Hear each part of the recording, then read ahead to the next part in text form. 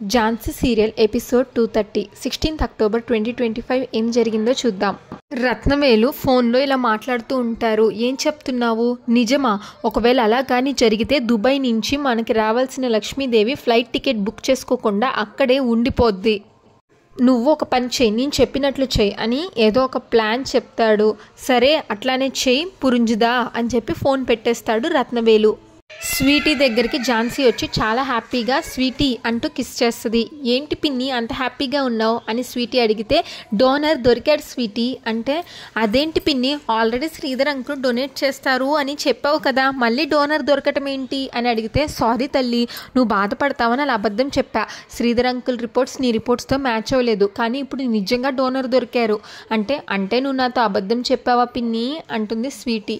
ఝాన్సీ ఈరోజే నీకు treatment start అవుతుంది అని చెప్తే, స్వీటీ డోనర్ ఎవరు పిన్ని, ఆ బూచోడు రాజయ్య వాళ్ళ ఆవిడేనా అని అడుగుతుంది.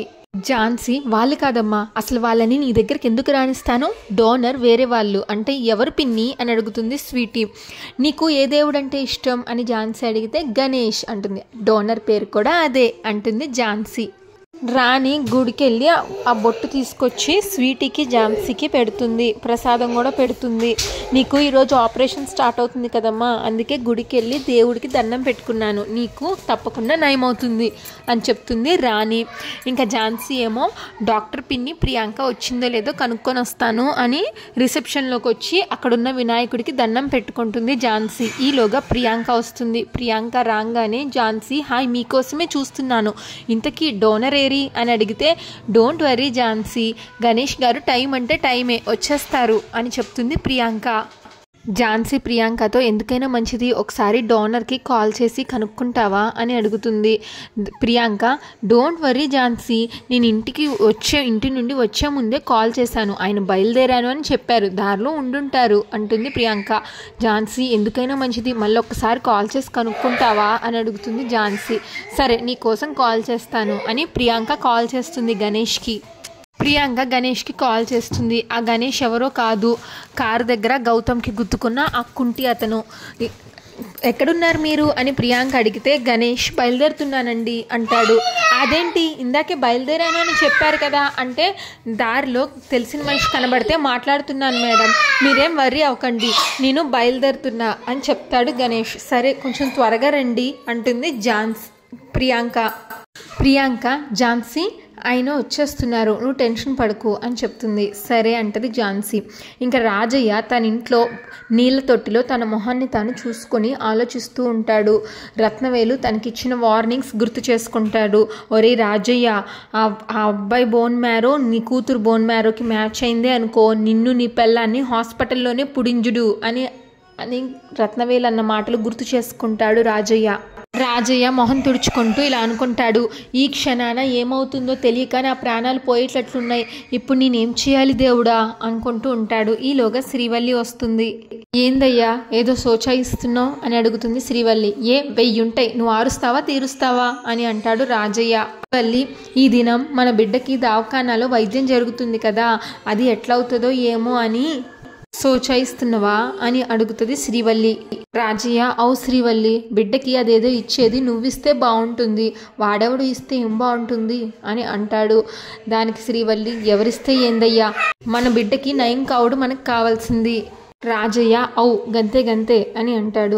శ్రీవల్లి, నువ్వేం భయపడకయ్యా, దానికి ఏం కాదు, అది మంచిగుంటది అని అంటుంది. రాజయ్య, నేను భయపడుతుంది బిడ్డ గురించి కాదే, రత్నవేలు గురించి. ఈ దినం నేను వాడికి దొరికిని అంటే నన్ను పాటలుగా చేసి అమ్ముకుంటాడు అని అనుకుంటాడు మనస్సులో. ఇంకా కమల రెడీ అయి బయలుదేరుతుంది. విష్ణు కార్తీ అని అంటుంది. ధనుంజయ్ వచ్చి, కమల ఎక్కడికి అని అడిగితే, అదేంటండి ఈరోజు స్వీటీకి ఆపరేషన్ జరగబోతుంది కదా అందుకే అని అంటుంది కమల. ఈలోగా సోమేష్ మెట్లు దిగొచ్చి, ఏరా ధన, నీ భార్య ఎక్కడికి వెళ్తుంది అని అడుగుతాడు. పద్మ గుడికి వెళ్తుందేమో మావయ్య గారు అని అంటుంది. మృణాల్ని, గుడికి వెళ్తున్నావా వదిన, మరి నీ చేతిలో పూల సంచేది అని అడిగితే, చంద్రమోహన్ పూల సంచితోనే గుడికి వెళ్ళాలని రూల్ ఏమన్నా ఉందా అని అడుగుతాడు. సోమేష్ ధనుంజయ్తో, ఎరా ధన, నీ భార్య ఎక్కడికి వెళ్తుందో నీకు తెలుసా తెలీదా అని అడిగితే, తెలుసు నాన్న, ఇవాళ స్వీటీకి ఆపరేషన్ జరుగుతుంది కదా, అందుకే హాస్పిటల్కి వెళ్తుంది అంటే, ఓహో నువ్వు దగ్గరుండి పంపిస్తున్నావు అనమాట, పంపించు అంటాడు సోమేష్. లేదు నాన్న, నేనేమీ పంపించట్లేదు అంటాడు ధన. సోమేష్, నేనన్నా నా మాటలన్నా ఇంట్లో ఎవ్వరికి విశ్వాసం లేకుండా గౌరవం లేకుండా పోతుంది. ఈవిడి గారు వెళ్ళకపోతే ఇప్పుడు అక్కడ ట్రీట్మెంట్ జరగదా ఏంటి? కమల, అది కాదు మావయ్య, స్వీటీ మన ఇంట్లో పెరుగుతుంది కదా, మన కుటుంబం నుంచి ఎవరో ఒకళ్ళు స్వీటీ దగ్గర లేకపోతే నలుగురు నానా రకాలుగా అనుకుంటారు కదా మావయ్య అని అంటుంది. ఆ అవకాశం ఎవరికి ఇవ్వకూడదు అని నేను వెళ్ళాలనుకుంటున్నాను అని కమల అంటుంది. ఈలోగా గౌతమ్ వచ్చి, ఎవరు ఎక్కడికి వెళ్ళక్కర్లేదమ్మా అని అంటాడు. దానికి కమల షాక్ అవుతుంది. గౌతమ్, నువ్వు కూడా వద్దంటున్నావా అని అడుగుతుంది. అవునమ్మా, తాతయ్య వద్దంటున్నారు కదా, ఎవరు వెళ్ళినా వెళ్ళకపోయినా ట్రీట్మెంట్ అయితే ఆగిపోదు కదా, పైగా ఆ ట్రీట్మెంట్కి డబ్బులు కట్టేది మనమే కదా, ఇంక ఇందులో నలుగురు అనుకోవడానికి ఏముంది? మృణాల్ని తన మనసులో, వీడేంటి ఇలా మాట్లాడుతున్నాడు, సంథింగ్ ఈజ్ రాంగ్ అని అనుకుంటుంది. అప్పుడు చంద్రమోహన్, నాన్న గౌతమ్, పక్కన వాళ్ళు ఏమనుకుంటారు అనే విషయాన్ని పక్కన పెట్టు, మన అన్న వాళ్ళు ఒకళ్ళు స్వీటీ దగ్గర ఉంటే బాగుంటుంది కదా అని అంటాడు చంద్రమోహన్. గౌతమ్, అవును బాగుంటుంది, కానీ మనం ఎవ్వరం వెళ్ళాల్సిన అవసరం లేదు అని అంటాడు. చంద్రమోహన్, ఎందుకు అని అడిగితే సోమేష్, ఒరే చంద్ర, వాడు చెప్తున్నాడు కదా, మరి నువ్వు అనవసరమైన ప్రశ్నలు వేసి వాడిని విసిగిస్తావెందుకు అని అంటాడు. చంద్రమోహన్ తన మనస్సులో, ఇది అసలు కళ నిజమా, గౌతమ్ వద్దు అనడం ఏంటి అని అనుకుంటాడు. సోమేష్ ఏమో, శభాష్రా, ఇన్నాళ్ళకి నా మనవళ్ళలాగా మాట్లాడావు, నన్ను అర్థం చేసుకున్నావు అని అంటాడు సోమేష్. చంద్రమోహన్ మనసులో, ఏడ్చినట్టుంది, వాడొద్దన్నాడు అంటే ఏదో గట్టి కారణమే ఉండుంటుంది అని అనుకుంటాడు. సోమేష్ ఏమో గౌతమ్తో, నీకున్న ఈపాటి జ్ఞానం కూడా నిన్ను కన్న వాళ్ళకి లేకుండా పోయింది. కమల వంక చూస్తూ సోమేష్, అక్కడ ఝాన్సీ ఉంది కదా, ఇన్ని చేయించిన ఆ మహా తల్లి ఆ ఆపరేషన్ మాత్రం చేయించలేదా ఏంటి? ఎవరు అక్కడికి వెళ్ళాల్సిన అవసరం లేదు, ఎవరి పనుల్లోకి వాళ్ళు చూసుకోండి అని చెప్పి సోమేష్ వెళ్ళిపోతాడు. చంద్రమోహన్, నాన్న గౌతమ్ అనేదో చెప్పబోతుంటే పద్మ, ఏమండి మీతో పనుండి ఒకసారి లోపలికి పదండి అని అంటుంది. గౌతమ్తో మాట్లాడి వస్తాను అంటాడు చంద్రమోహన్.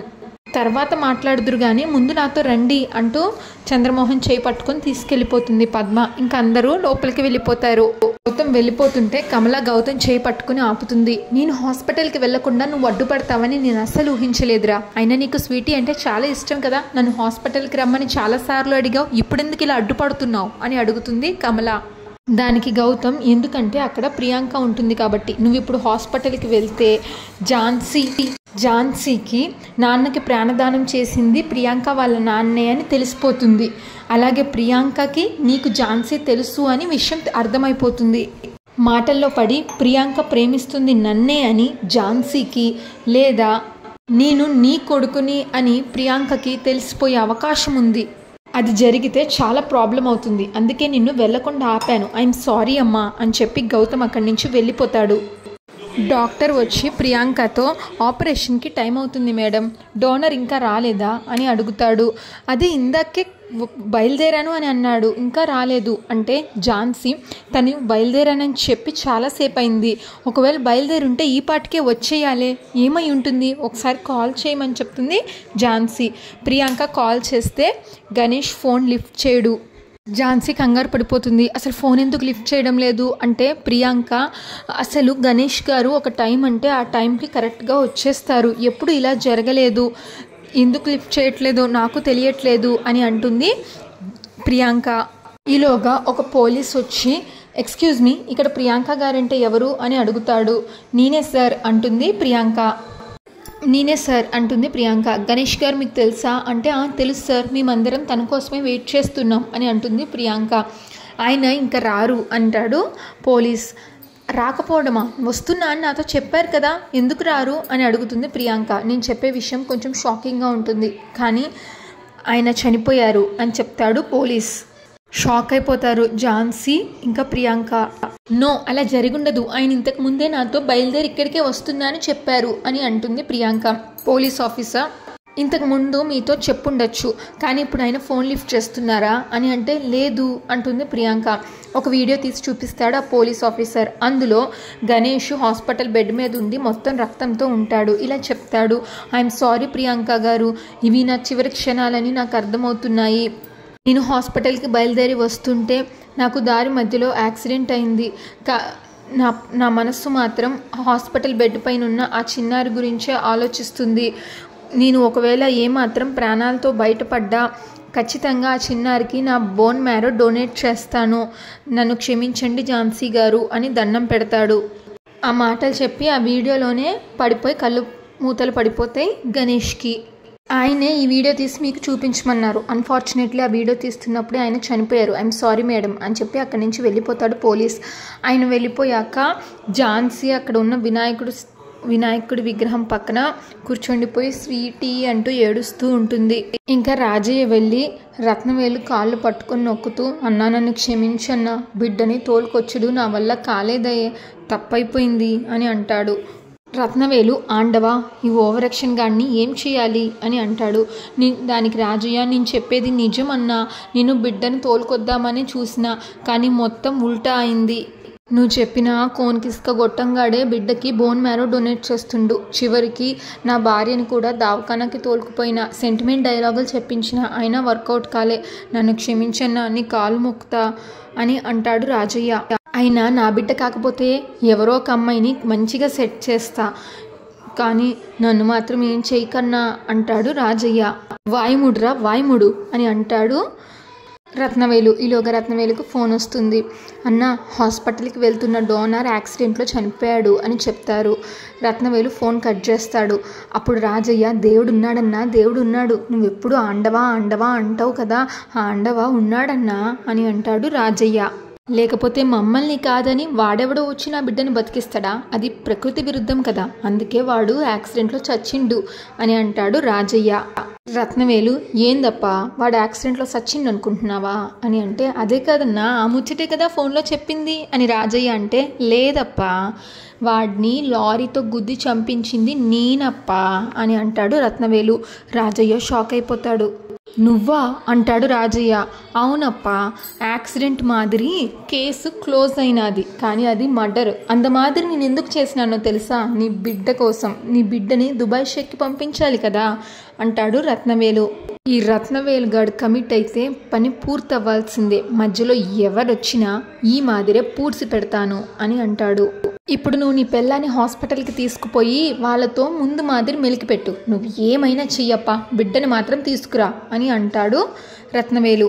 లేకపోతే నా సంగతి నీకు తెలుసు కదప్పా, నిన్ను తంబాకు మాదిరి నమిలి ఊసేస్తాను, బిడ్డ భద్రం పని శీఘ్రం, పో అప్పా అని అంటాడు రత్నవేలు. రాజయ్య వెళ్ళిపోతాడు. అంతటితో ఎపిసోడ్ పూర్తవుతుంది. నెక్స్ట్ ఎపిసోడ్ ప్రోమోలో ప్రియాంక ఝాన్సీతో స్వీటీ కన్న వాళ్ళల్లో ఎవరో ఒకళ్ళ బోన్ మ్యారో మ్యాచ్ అయింది అన్నారు కదా అంటే, ఝాన్సీ వాళ్ళని వద్దనే కదా ప్రియాంక నేను ఇన్ని ప్రయత్నాలు చేస్తుంది అని అంటుంది ఝాన్సీ. దానికి ప్రియాంక, కానీ ఇప్పుడు తప్పదు ఝాన్సీ అని అంటుంది ప్రియాంక. శ్రీవల్లి ఏమో ఏడుస్తూ, చావు బిడ్డల మధ్యనున్న మన బిడ్డని ఇప్పుడు నేను కాకపోతే ఇంకెవరు కాపాడతారు అంటూ ఆపరేషన్కి వెళ్ళబోతుంటే రాజయ్య ఆపుతాడు. నువ్వు కాపాడుతావే, కానీ మనల్ని ఎవరు కాపాడతారే అని ఆపేస్తాడు శ్రీవల్లిని. ఝాన్సీకి రాజయ్య ఏదో ప్లాన్ చేస్తున్నాడు అని అర్థమవుతుంది. ఝాన్సీ సీరియల్ రెగ్యులర్ ఎపిసోడ్ కోసం మా ఛానల్ని సబ్స్క్రైబ్ చేసుకోండి. ఈ ఎపిసోడ్ పైన మీ అభిప్రాయాన్ని తప్పకుండా కామెంట్ చేయండి. Thanks for watching.